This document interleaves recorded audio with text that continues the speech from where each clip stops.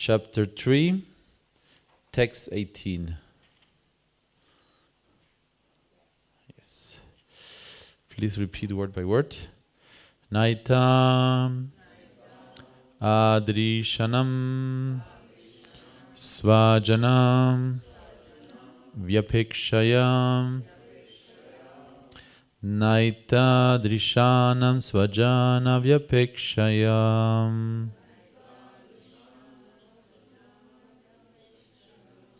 Grihan Patyat Anavastitam Atmanam Grihan Pratiyat Anavastitatmanam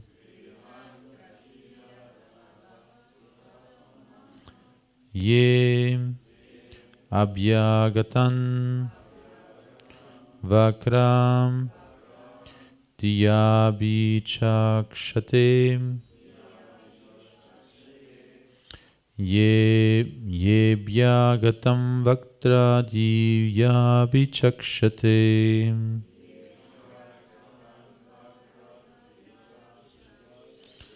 Aropitam Brubhir Amarkshanam Akshibihi Aropita Brubhir Amaranakshibihi.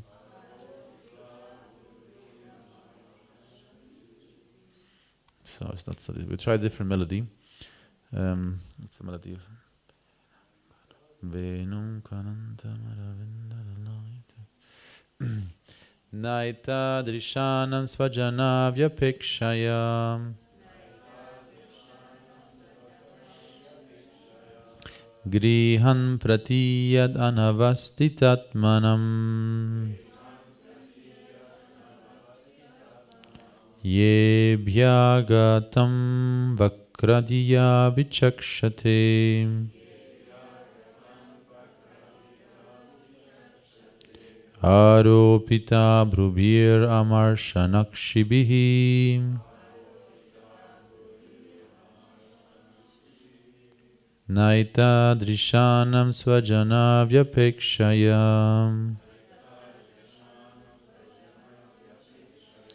Grihan Pratiyad Anavastitatmanam Ye Bhyagatam Vakradhiya Vichakshate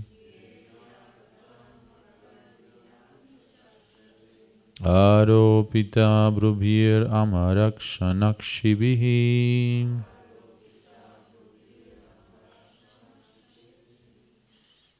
Please, somebody try.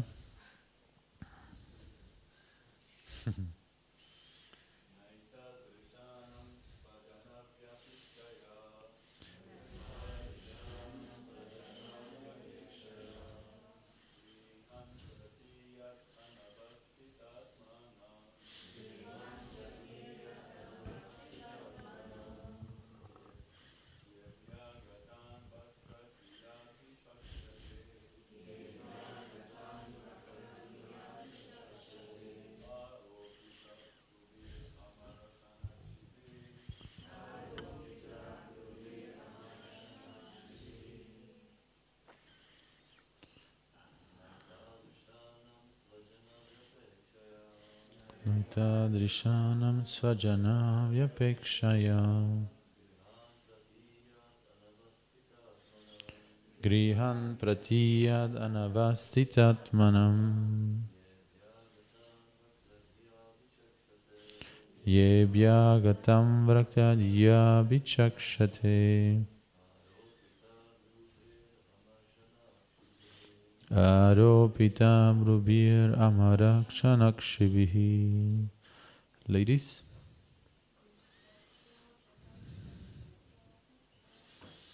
Naita Drishanam Svajana Vyapekshaya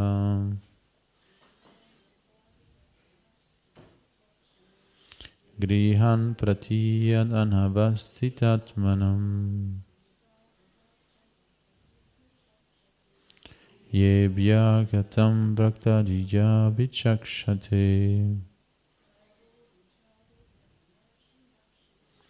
Aropita brubhiramara nakshanakshvi. Anybody else?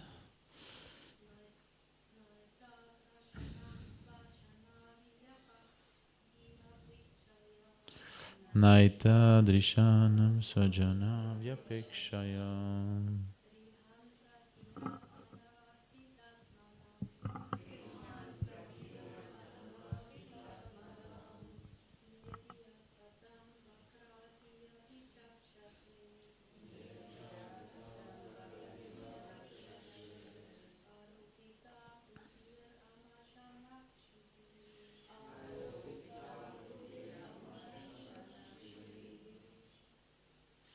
Thank you very much. Word by word, please repeat. Nam, not. Itadrishanam, like this. Svajana, kinsman. Vyapekshaya, depending on that. Grihan, in the house of. Pratiyat, one should go. Anavastita, disturbed. Atmanam, mind. Ye, those. Abhyagatan, guests. Vakradiya, with a cold reception. Adichakshate, looking at. Aropita bhrubihi, with raised eyebrows. Amarshana, angry. Akshibihi, with the eyes. Translation and purport by Srila Prabhupada. Evil. So the chapter we're reading is talks between Lord Shiva and Sati. One should not go to anyone's house even on the consideration of being a relative or a friend when the man is disturbed in his mind and looks upon the guests with raised eyebrows and angry eyes. Purport. However low a person may be, he is never unkind to his children, wife, and nearest kin. Even a tiger is kind to its cubs, for within the animal kingdom the cubs are treated very nicely. Since Sati was the daughter of Daksha, however cruel and contaminated he might be, naturally it was expected that he would receive her very nicely. But here it is indicated by the word anavastita that such a person cannot be trusted. Tigers are very kind to their cubs, but it is also known that sometimes they eat them. Malicious persons should not be trusted because they are always unsteady. Thus, Sati was advised not to go to her father's house because to accept such a father as a relative and to go to his house without being properly invited was not suitable. Om Agyana Timirandasya Gyananjana Shalakaya Chakshurum Militam Yena Tasmai Shri Gurave Namaha Sri Chaitanya Manobistam Stapitam Yena Bhutale Swayam Rupa Kadamayam Dadati Swapadantikam Vandeham Shri Guru Sri Yuta Padakamalam Shri Gurum Vaishnavamscha Shri Rupam Sagrajatam Sahagana Ragunatam Vitamtam Sajivam Sadvaitam Savadutam Parijana Sahitam Krishna Chaitanya Devam Shri Radha Krishna Padam Sahagana Lalita Shri Vishakam Vitamscha He Krishna Karuna Sindhu Dinabandho Jagatpate Gopesha Gopipakanta Radhakanta Namostute Jayatam Surato Pangor Mamamanda Matirgati Matsarvasva Padambujo Radhamadana Mohano Divyadvrindaranya Kalpadrumada Srimad Dangara Simhasanasto Srimad Radha Srila Govinda Deva Uprashtalivi Samimanosmarami Shrimandra Sarasaram Vivam Siva Tatatastitaha Karsham Vino Swanai Gopir Gopinata Shriyestunaha Taptakanchana Gaurangi Radhe Vrindavaneshwari Vrishabhanu Sutadevi Pranamami Hari Priye Jai Sri Krishna Chaitanya Prabhu Nityananda Shri Advaita Gadadhara Srivasari Gaura Bhakta Vrinda Hare Krishna Krishna Krishna Hare Hare Hare Rama Rama Rama Hare Hare. One more time the verse in Sanskrit and translation. This is Lord Shiva speaking. Naita drishanam svajana vyapekshaya grihan patiyad anavastitadmanam ye vyagatam brakadiya vichakshate aropita brubhiramarakshanakshibhi. One should not go to anyone's house even on the consideration of his being a relative or a friend. When the man is disturbed in his mind and looks upon the guest with raised eyebrows and angry eyes. So it's very interesting that Srila Prabhupada is giving here the example or analogy of the animal kingdom of tigers or lions. One second. Tigers or lions. Prabhupada is saying, even a tiger is kind to its cubs, for within the animal kingdom, the cubs are treated very nicely. Usually, and not all the time. Because later on, Srila Prabhupada is also saying that within the animal kingdom, even generally, the cubs are protected, especially by the mother, actually. In the animal kingdom, if you want to get in trouble, attack some cubs while some lion mother is nearby. Then you're in trouble. In the animal kingdom, the mothers usually always protect their cubs, but the father not necessarily. It is known with lions, for example, if the cubs become too strong and they start, attacking his ego, he will just eat them, because he doesn't want to have any competitors, or they chase them away, they chase them away from the herd. But very often, tigers and lions will eat their own progeny, their own calves. And the point Srila Prabhupada is making here is, how is it call it?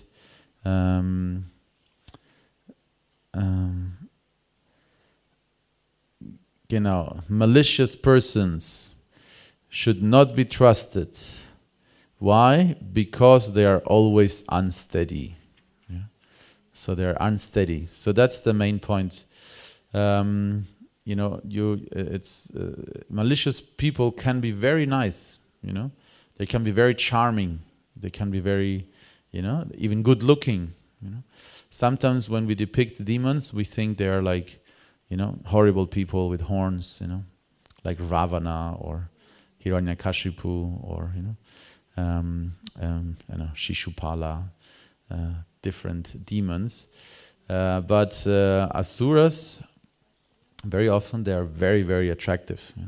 Ravana was described and also Hiranyakashipu, Hiranyaksha, they were all extremely attractive, very beautiful, very like externally speaking, bodily wise, they were very well built, you could say. They have very attractive features, and they were, of course, popular in many ways also. But if they have a malicious character, you cannot trust them. So this was very clearly visible in the past time with Prahlad Maharaj and Hiranyakashipu. Hiranyakashipu had apparently great love for his son. He was very happy to have a son, Prahlad, and he, raised him, and he even tolerated, that he was somehow inclined towards spirituality. He was tolerating it. That a small boy Prahlad, he was always kind of like, in a very spiritual mood, and even chanting the names of his own enemy, Hari. He tolerated it, but at one point he decided, okay, now we have to train this boy to become a proper, heir to the throne.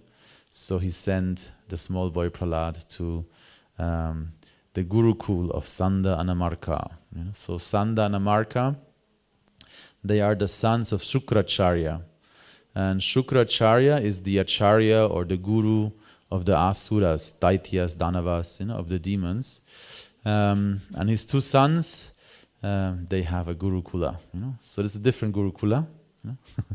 There are different Gurukulas. Gurukula means just under the roof of the Guru. And depending what kind of Guru is sitting under that roof, that kind of education you get.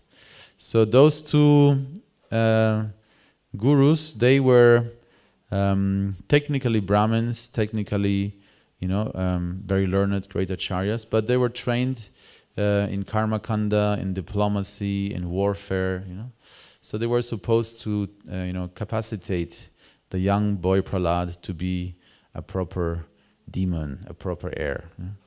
And of course, when we make theater, the dramas here, regularly we make some dramas here, and especially about this lila.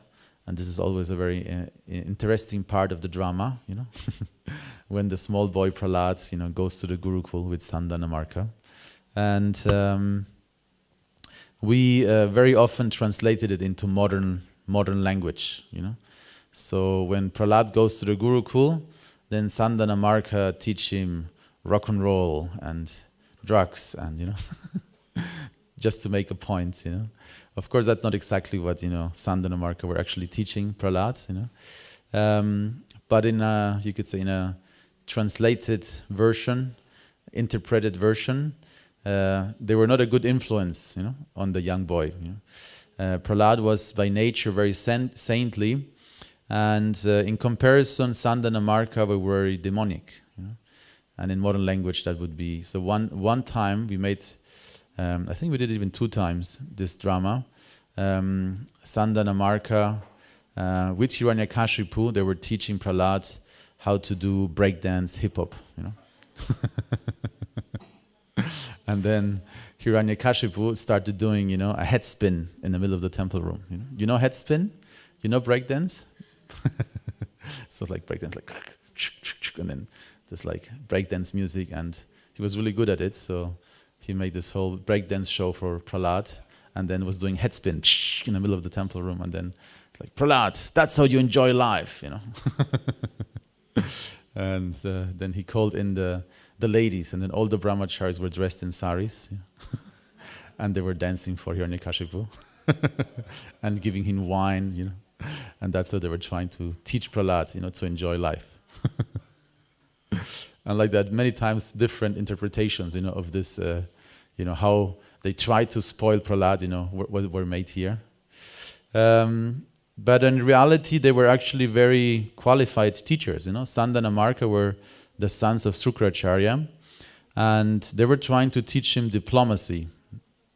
This is depicted in the Bhagavatam, that they were trying to tell Prahlad, look, Prahlad, you should know that in this world, not everybody is your friend, and you have to be very astute, you have to be very alert, and you should categorize very wisely whom do you want as your ally, whom do you pretend to be their ally, but in reality you are their enemy, whom do you want to take advantage of, who is certainly your enemy, etc. And you have to learn to be diplomatic. And Prahlad was not having this vision. So he said, why? Everybody's he was an Uttamadikari. An Uttamadikari is somebody who sees everybody equally. The Kanishtadikari, he's very confused. He thinks those who are friendly to him, they're good. Those who are too strict with him are his enemies. But in reality, it might be the way around. Those who might be friendly might be distracting him in Krishna consciousness, and those who are strict might be trying to help him, to progress. So the Madhyamadikari has a much better perception. He knows, he understands, who is qualified, who should I take shelter of, from whom can I learn, who is envious, who is bad influence, who is bad association, whom should I avoid, with whom I should make friendship, who are on equal level, with whom I can progress. And the Uttamadhikari, the advanced devotee, the pure devotees, they don't make any distinction. They see everything in the absolute perspective. They see everyone as Jiveda Swarupahaya Krishnera Nityadas. Everyone is Tatashta Shakti of the Lord, and they're ultimately Krishnera Nityadas, eternal servants of Krishna. That's the position of every single living entity. And according to that, from that perspective, a pure devotee approaches the world, and accordingly he has an effect on the world. And even people who are very disqualified can benefit from his presence and from his association. But still it is described that an Uttamadhikari, in order to pragmatically and effectively preach in this world, while his consciousness and qualification isn't of an Uttamadhikari, he will come to the level of Madhyamadhikari and execute and behave himself in the level of Madhyamadhikari, making distinctions and pragmatic decisions.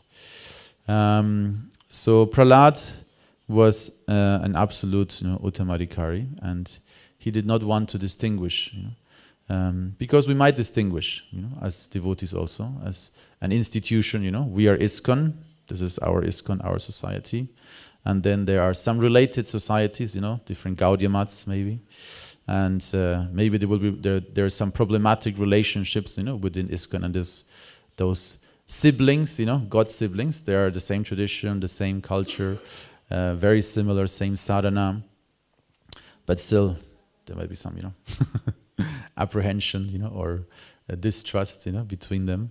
So this is, position of Madhyamadhikari, we might have to make distinctions depending on the situation. So Prabhupada also said, there's two famous instances. So one time Prabhupada said, they can harm us more than they can help us, referring to his god brothers and the Gaudiya Math.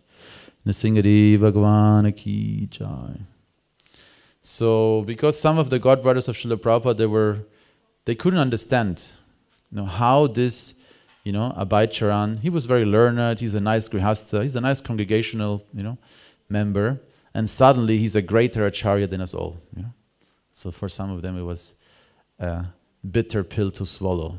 It wouldn't fit in there, they couldn't process it properly.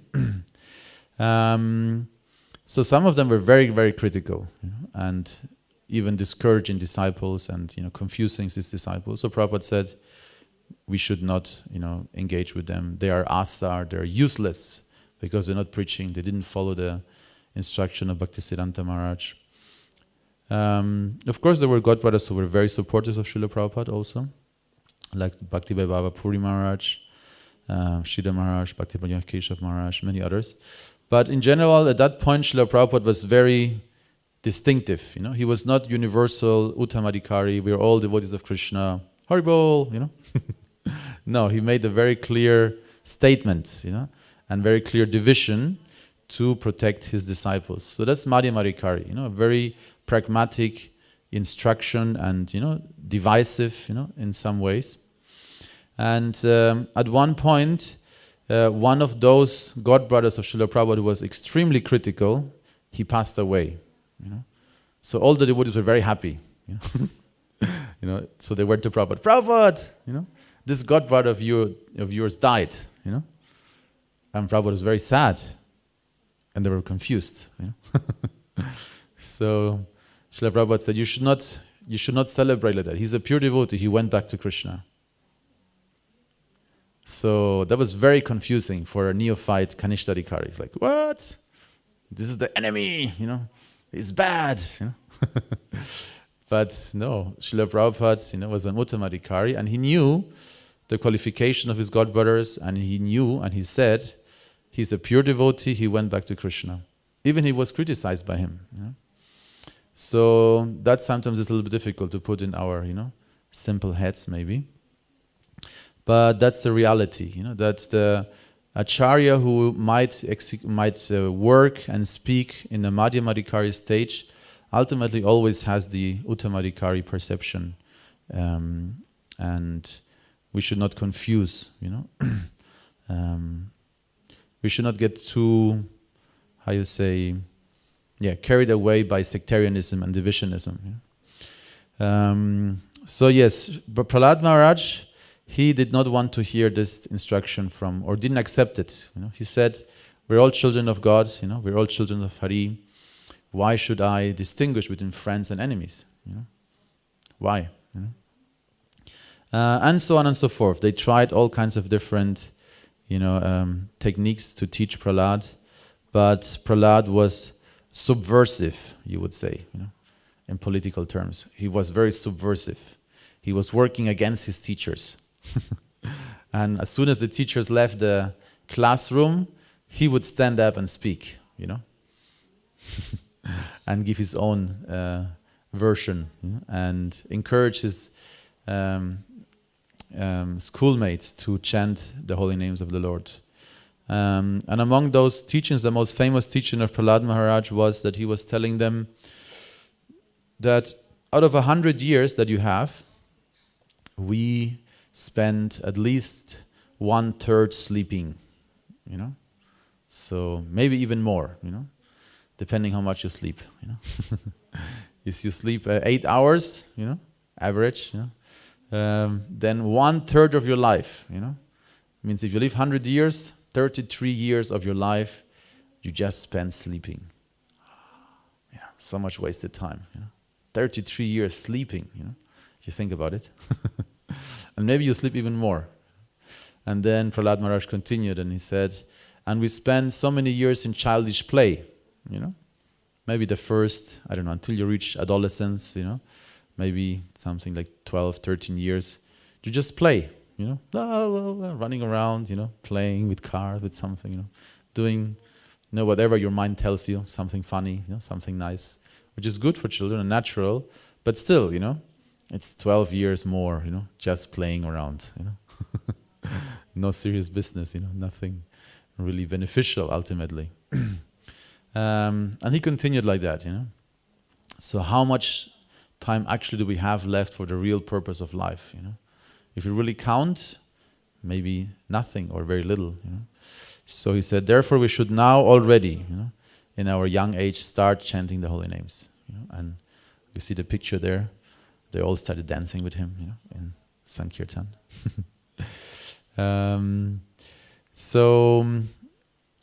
I forgot how I got to this point.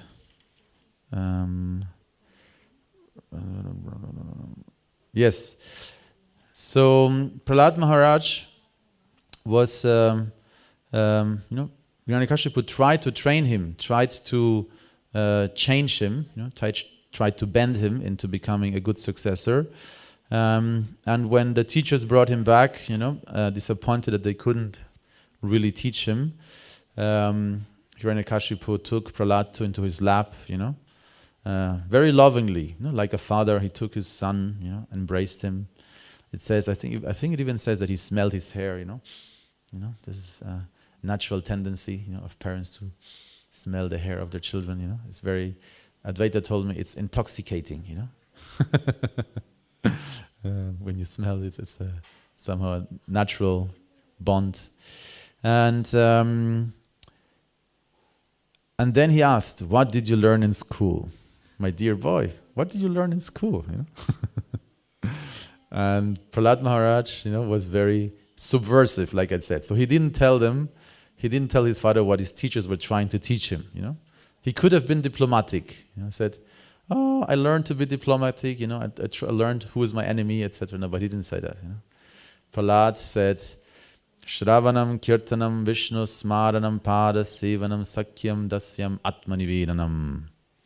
And his father was like, ah. So immediately this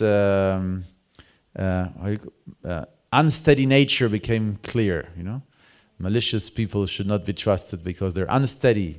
So suddenly this loving father, became enraged and he threw him away. He pushed him away, And he famously said, just like a diseased part of the body, like a tumor, needs to be cut out of the body to save the rest of the body, I need to kill you to save my dynasty. You are a tumor to my family, So that's how malicious people can turn very quickly, And if you observe yourself, you can also see that, of course, the mind has this tendency as well, The mind has this tendency, One moment you're liking something, you're very, nice. Next moment you're not so happy anymore about this person, and you maybe have some evil thoughts, evil plans. So that's the demonic nature, the nature, unsteady nature. If we're not fixed, if the mind is not fixed, it can, make very extreme mood swings, going between very different, sensations, feelings, acceptance, or rejection within a very short period of time. An unsteady mind and not properly fixed mind, you could also say it's considered to be or known to be the devil's workshop. Anything can happen, It's unpredictable. So this is, of course, a very important task that we have to learn to, become steady. And it's not easy because before becoming steady in the path of Bhakti Yoga, we first need to clean our hearts. So I think it was written somewhere here, or was it written somewhere else?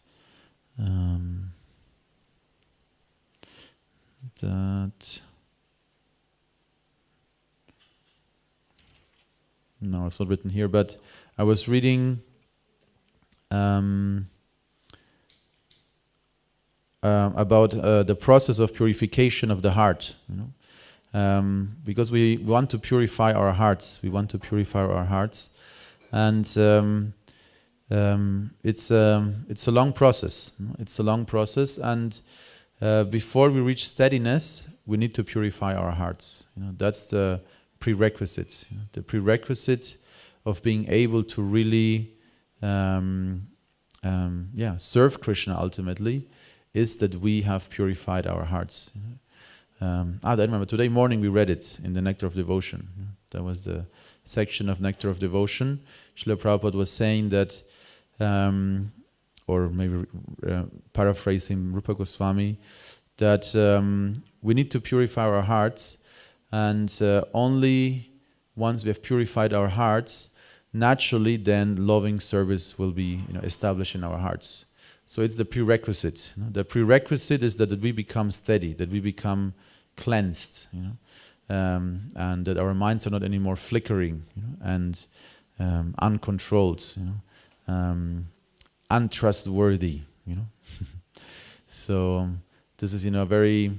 I remember when I was many years ago, we were doing this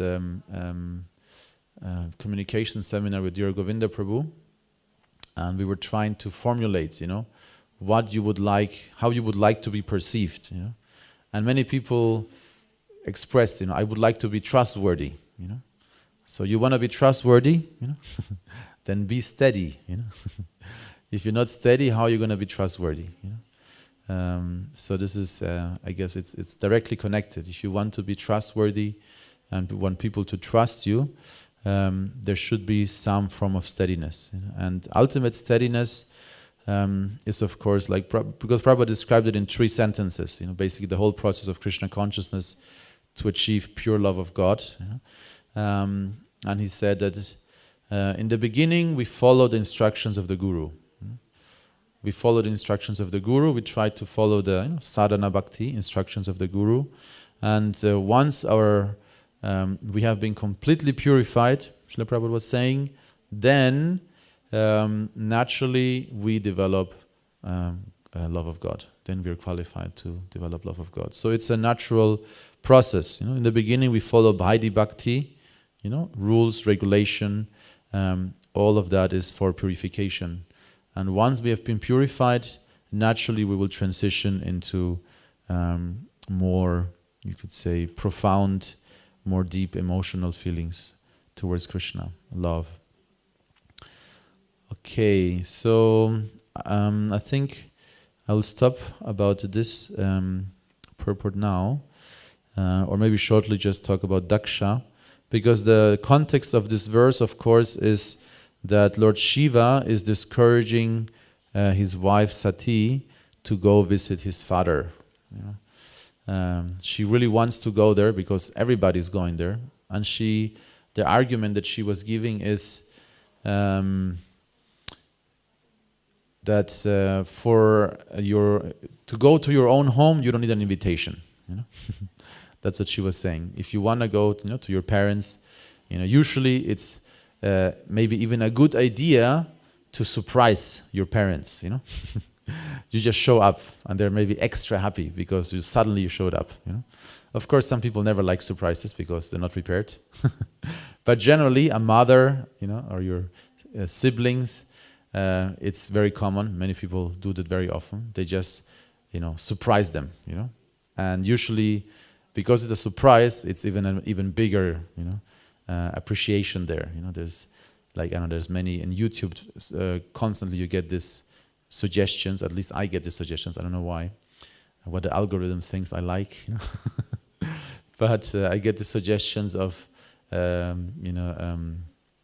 soldiers, veterans, coming back from war, and they surprise in America always, of course. There's some football game, and the children are there, or in school, and suddenly the soldier father or mother shows up, surprise, sometimes dressed like some caricature, and then they take their mask off, and they're like, and then there's a big union of love again. So that's what Sati was expecting, that I'll just go, even if I'm not invited, I'll just go to my father's place, and he will be very happy.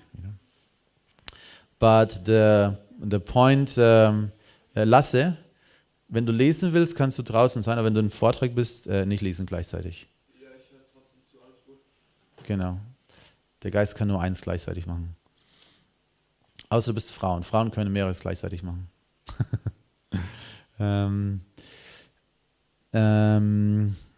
Genau, Sati was expecting that she might receive, still a warm reception just because she was, the daughter. But the point Lord Shiva is making here that if the person is disturbed in his mind, and his eyebrows are raised and angry, maybe, if maybe this person is not trustworthy, maybe this person is not trustworthy, and you should, not so be sure that you will get such a good welcome. And of course, later on, we know that Lord Shiva was right. Sati came, and she got a passive-aggressive reception. So passive-aggressiveness is when you just ignore somebody, or you show them by your character, by your, that you don't want them. Passive-aggressive is very toxic. Very hurtful. So that's what Daksha did. He was, he was still sulking. He was still in his ego because of the episode that happened before. In general, that his daughter married this, Shiva, and not some, suitable, normal person, but some extraordinary, Baba, freak, crazy, yogi, He couldn't quite appreciate, the nature of Shiva. But then, when Shiva didn't pay him respect, he felt insulted. He thought he's the father-in-law, so he should be appreciated more. So all of this was still there, nagging within him. And that's, of course, also part of family relationships, And not all families are together and happy, unfortunately, Family can be a very, safe place, of security, of support, But very often also families become a place of, abuse, exploitation, etc. So in this case, the relationship was not very good. So he was passive-aggressive. And Sati took it, that if you behave like this, I don't want your body.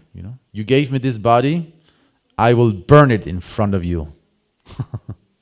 That was her attitude. She was a very strong character, and by yogic powers, she raised her energy through the Shushumna Nadi, through the central energy channels, and then from the forehead, from the Agya chakra, she manifested a flame, and then self-immolated. Sati, And of course that's a big propaganda now in the West, that all women were expected to do sati. That's a whole other story. But yes, so Shiva was advising her to don't go. He knew, of course, he's Trikalagya. He knew already what's going to happen. He advised her against it. But at one point, she went anyways. So to finish the class today, I'll talk shortly about Srivasa Pandit, since today is his disappearance day. So who knows who is Srivasa Pandit? Srivasa Pandit? Srivasa Pandit. Okay, so we need to talk about him for sure.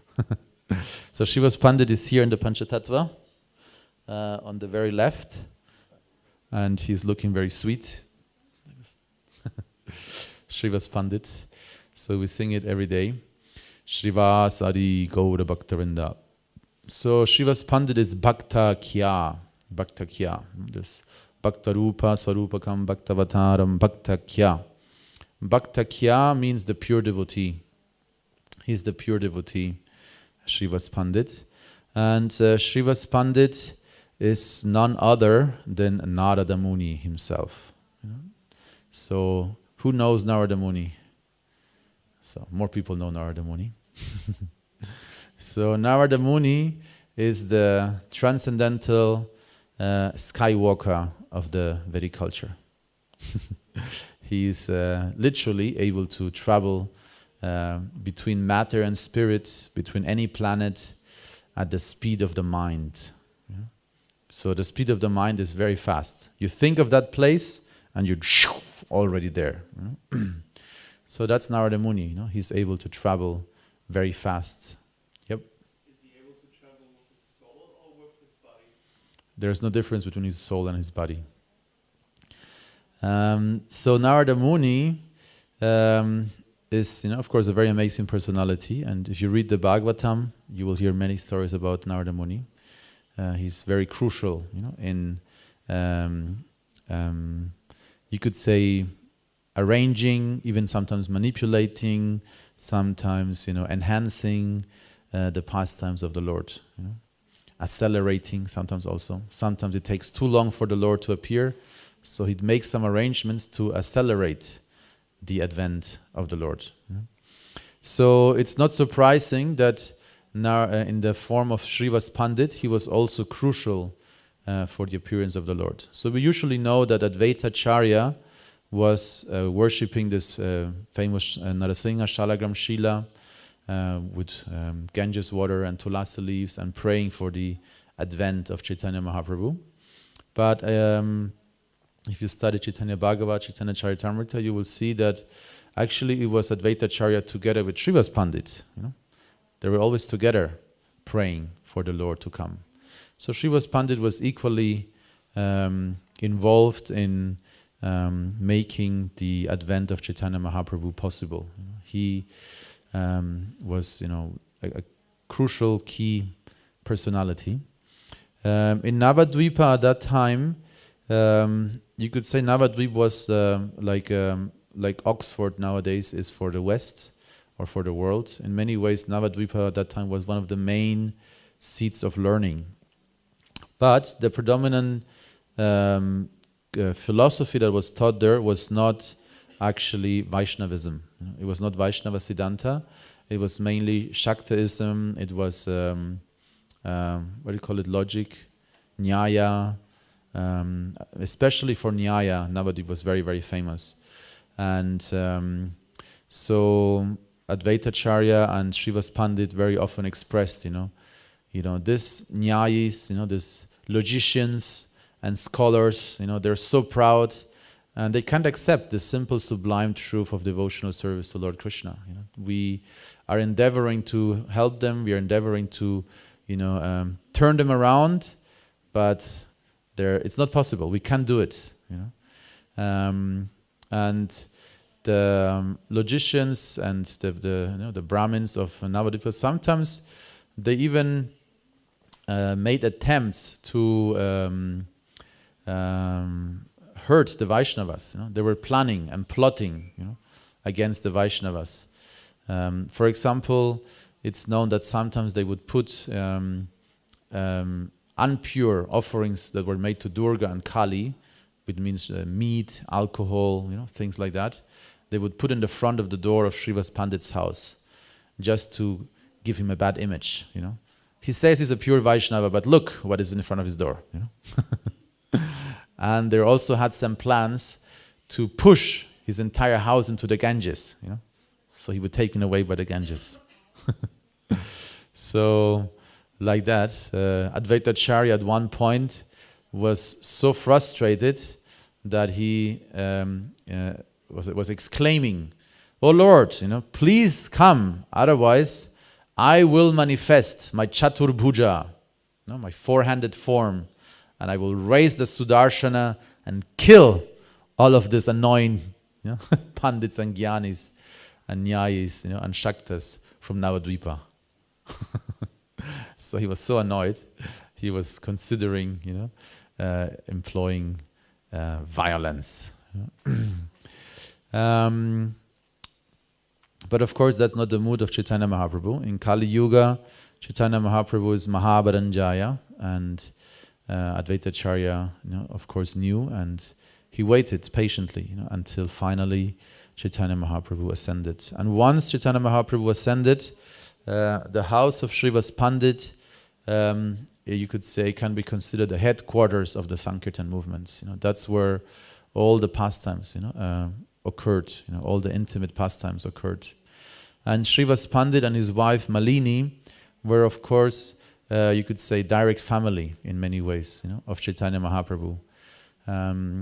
Chaitanya Mahaprabhu grew up considering Srivas Pandit and his wife Malini like a second mother.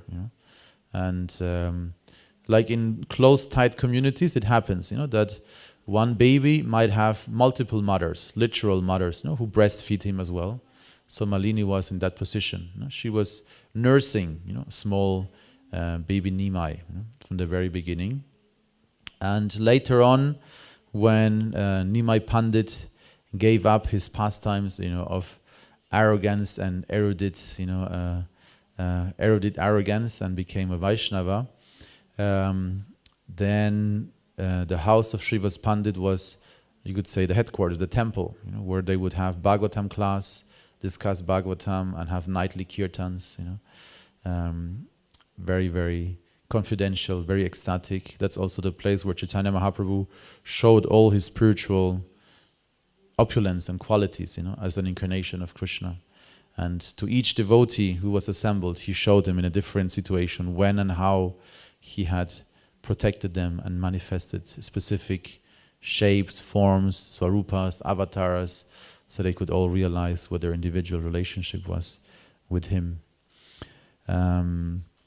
Like Murari Gupta, for example, he was a great devotee of Lord Ram.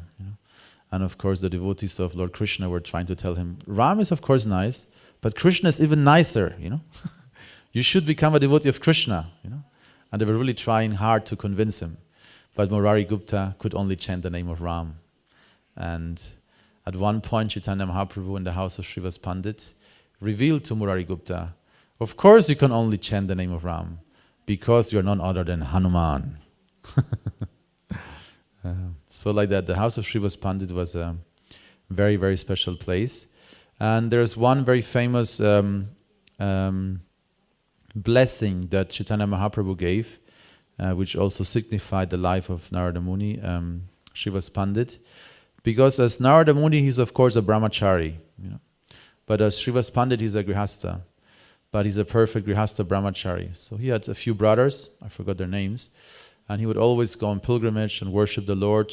And he was so pure and so fully trusting and depending on the Lord that he was not working to maintain himself. Still, he had this beautiful palatial house with big garden, where all the devotees would congregate. And he was asked, how do you maintain yourself? It's like the Lord provides, He says in the Bhagavad Gita, whatever you need, I will provide. Whatever you have, I will maintain. And he had 100% faith in this statement by Sri Krishna. So he said, if the Lord doesn't provide for one day, then we wait and we fast. And if he doesn't do it for the second day, again, we wait and fast. And I forgot it was on the 5th day or 6th day. Maybe 3 days only.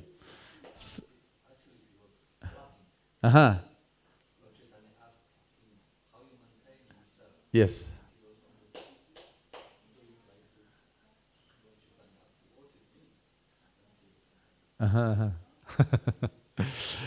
The point is that if the Lord wouldn't provide for him after 3 days, we just jump into the Ganga. Simple. So we never not encouraged, to imitate this attitude because we're not on that level, But that was Srivas Pandit, He had this beautiful palatial house, and the Lord provided everything he needed, because he's an eternal, natural associate of the Lord. So Chaitanya Mahaprabhu said, also made this famous sentence, Lord blessing. He said, whatever you need, it always will be there. There never will be any lack. Srivas Pandit Prabhu ki jai. Hare Krishna. So maybe there are some questions or comments.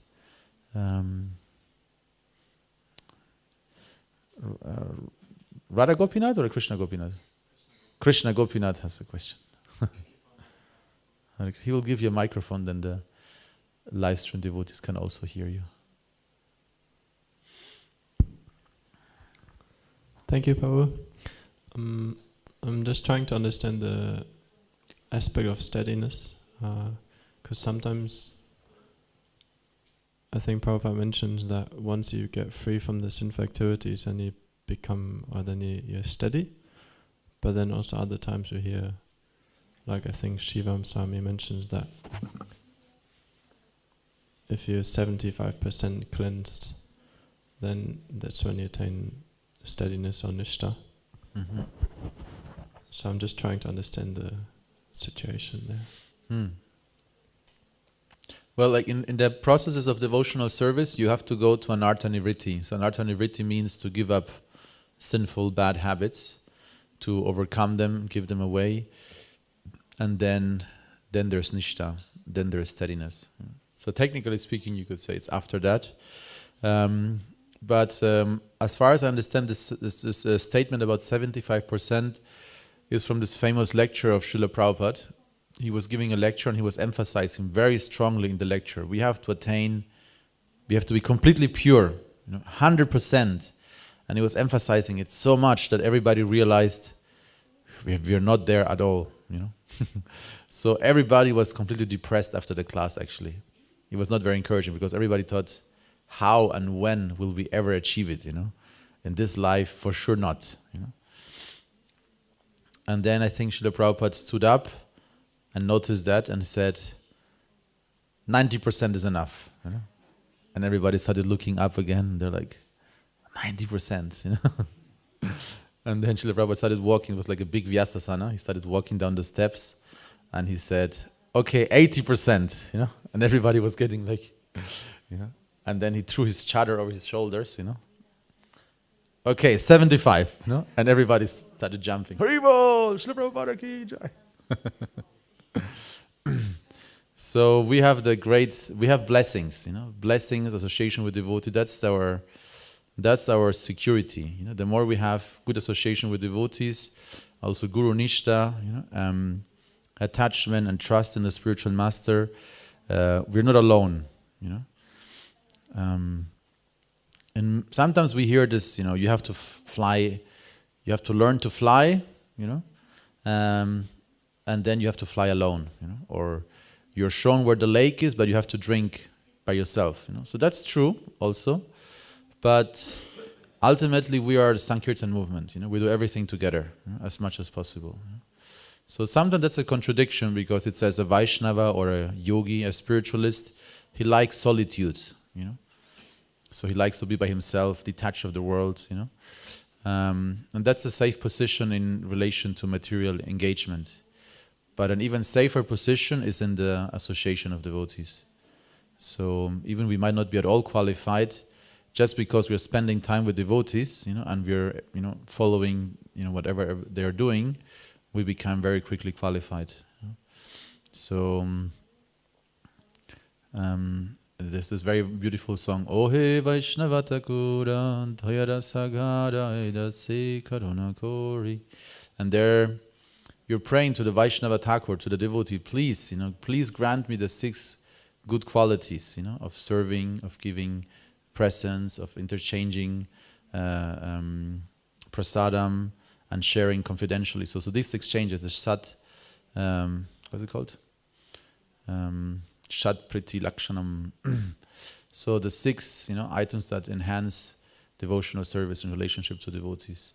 And then he says, please also take my 6 enemies, away, the Vegas, the urges, And then he says, I'm holding to your dhoti, to your feet, Krishna, Krishna Boli, please, please help me, don't let me go, So that's the idea. It's a very beautiful song if you want to, take shelter of the devotees or meditate about taking shelter of the devotees.